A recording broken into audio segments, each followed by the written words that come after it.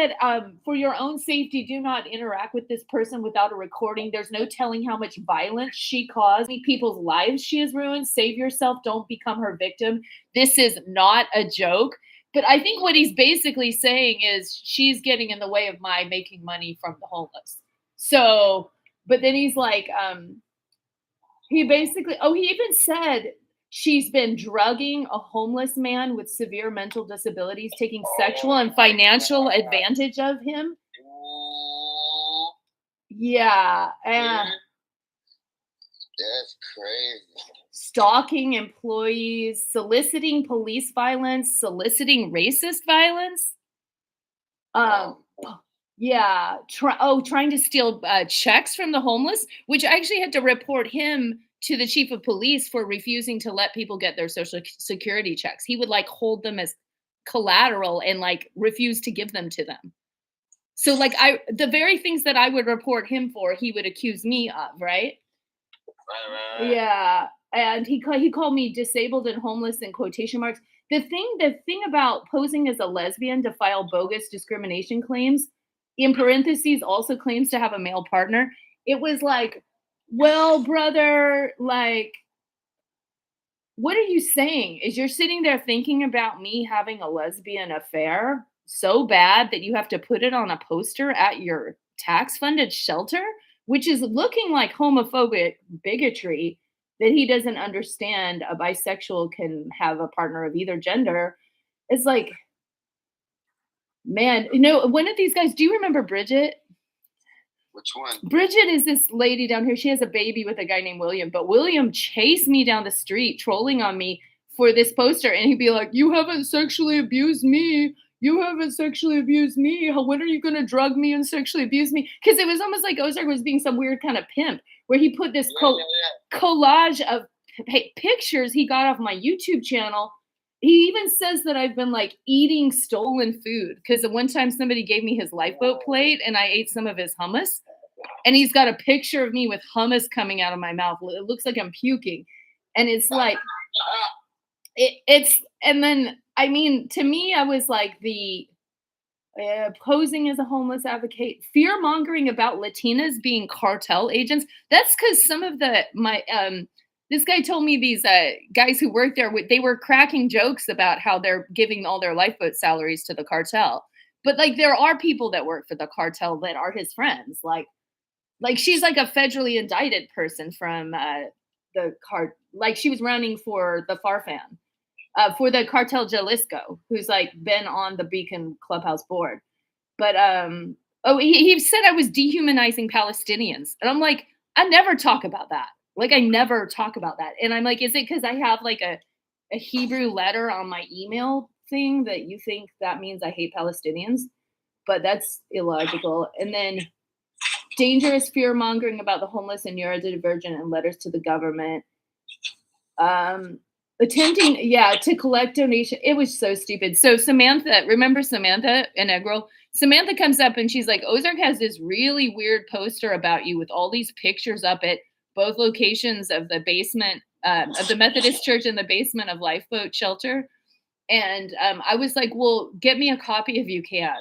So this guy got me a copy of it, and then I just I actually made photocopies and spread it around town. And then this one lady, Krista Trask from the art gallery, the really uptight lesbian gallery, she's like really mean to me. She's like, I've already seen your poster on Facebook. Like, I was just doing it to get attention. Like, it was all like, about like, pay attention to me. But it's almost like, literally looks like Ozark is completely obsessed with me, in love with me, and trying to say that he hates me at the same time. And I'm maybe. It's a weird kind of like love-hate, but it's also very computer. Yeah, it's like very trolly. Yeah. And the thing, like accusing women of infidelity / sleeping with their boss for not being cheerful and not liking her. Basically, I was insinuating that girl, she basically had to kiss his ass to cover for him sexually harassing the homeless. And how far his sexually harassing her went was a concern of mine because I didn't want her to be abused. Yeah. Yeah, it was it's so bad. There's a lot of stuff in parentheses like Yeah, and like the time I called to get coats because he wouldn't give anybody any donations. He's all like, "Well, you can't call the companies." I'm like, "Yeah, I can because it's a free country and I have a telephone and they have a telephone number. I can't call them." Any anyway, it's stupid. What's the latest news about what's the obituary looking like? For George or for who or who's dying? No, man, no. George is Ben dead. in that sense, Mary. Well, you know what it looked like is Has anybody passed away that I need to know about? I'm trying to think. Oh yeah, do you remember Grant Leslie? He's this old man. He would drink his beer, go to several bars. He doesn't mess with anybody. He just sings a little karaoke, kind of a little skinny and hunched over in his back. Karaoke? He sings karaoke like really good, like Bob Dylan. Like he's got a great knowledge of old school. I went in that bar too many times. Yeah, so Grant was this quiet little homeless man. He often hung out at Godfather Books, but with the blonde hair, he moved back to Connecticut, I believe. Yeah, gnarly Garth, the veteran, the sniper guy. Yeah. What about Papa? Papa Smurf went to Helping Hands. He's doing better. They finally pushed him into shelter.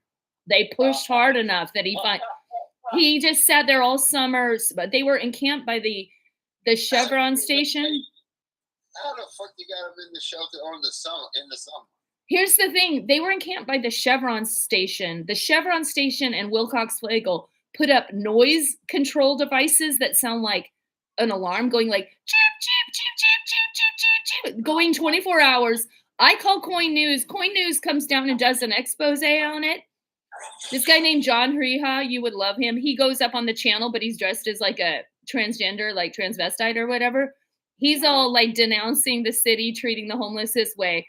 And they finally take it down. The city puts a notice on it, but the homeless were basically surrounding the fuel tank with barbecues, meth pipes, vaping, dabbing, smoking lots of ganja, lots of cigarettes. It was like the fire hazard from hell. Then the Fishermen's Union put this like, can you stop all the open flames by the tanks? We're loading our fuel dock here. It was so compelling to me once I saw the Fisherman Union guy, Jupiter, the producer, putting this like notice of intent to sue the city.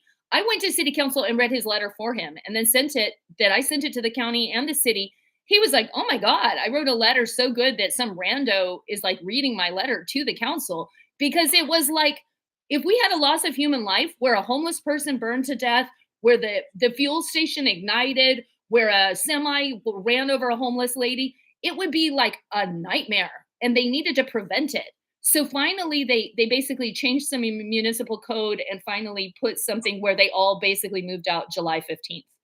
So, and this all coordinates with like Lifeboat, I think closed on July 20th or 19th was their last night maybe. And 20th, they were announced to be closed. So it's been pretty tense. And who else? Maybe people come in and out. People go to Seaside. I don't know where everybody is. A lot of people change, new faces. Yeah. Scott's still over there? Scott's great. He's got this pretty younger girlfriend in her 30s who's lovely. And she seems to hold him together almost like a personal assistant. She bounces us when we're all like, hi, where's Scott? And she's like, Scott's busy right now. Like, yeah. Yeah. What the fucking, what you call his name? That Fisher boy. He's working at the bike shop. He's still doing okay. He's actually kind of warming up in his spirit. Brandon, I'm gonna wait on him. Brandon Cook kind of came back after being away for a while. Robert Hardy's still alive. I would say he's looking better, not as strung out.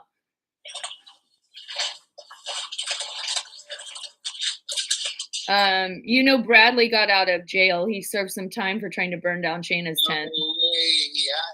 Yeah, he got out of jail for trying to burn down Shayna's tent, and then right after he did, yeah, so he's on bench probation, and he brutally beat someone on the Riverwalk in front of my eyes, and I'm the only one who called the cops because everybody else was going to let him murder this man. So then everybody's all geeked on meth because they're all like 2 days into their checks, so they're all really high. Outside the Chevron, Bradley's beating someone almost to death. The guy has a cut in his forehead, like so big, he needs staples or stitches. And then the guy comes back because he's like, I'm from Montana. I have a right to be anywhere. This man can't treat me like this. I don't see what his problem is. I go take him to McDonald's so he would like stop getting beaten up. And Officer Randall didn't even want to arrest Bradley or put him on a probation violation. Randall gave him a freebie. Like, you got to freebie beat someone up on the Riverwalk.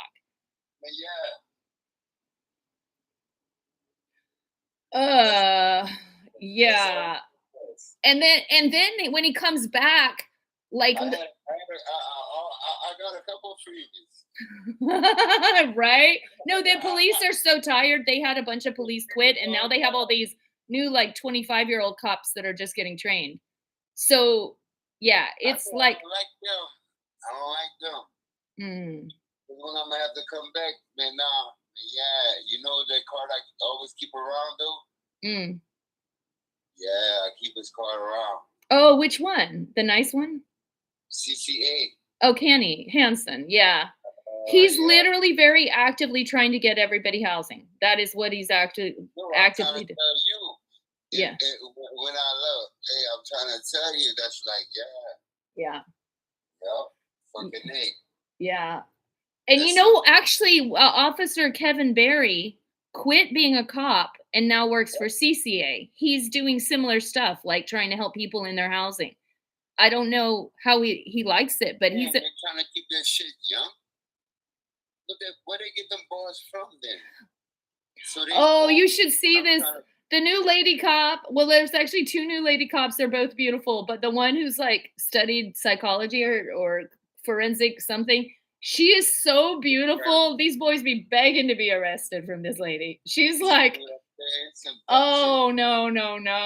And I'm not trying to harass, but oh my gosh. She looks like she's like walked off the runway beautiful. Like, she is like so beautiful. Like, I believe it. You got plenty of pretty lady cops down in this one with the really long eyelashes. She about tore my ex out of the car at the hospital because she thought he was my abuser, but he wasn't that bad, but not yet. But she was going to preemptively take care of him. Oh my gosh. Well, I'm glad I answered the phone. I wasn't awake and I haven't had enough time to make coffee because I've been yakking my mouth off on the phone. But Stephen, thank you for calling and going live. Whatever, Mary. Yeah. Okay. I got your number. I'll send you the posters so you can be careful about the dangerous community activist Mary Ang. Don't change your number. Don't change your number. I won't. I got minutes on this. Yeah. Okay. Well, good luck. You stay safe out there now.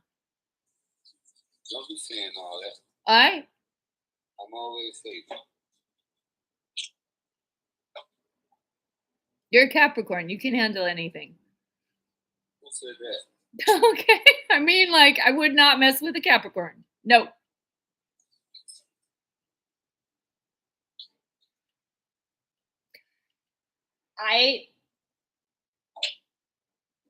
Later.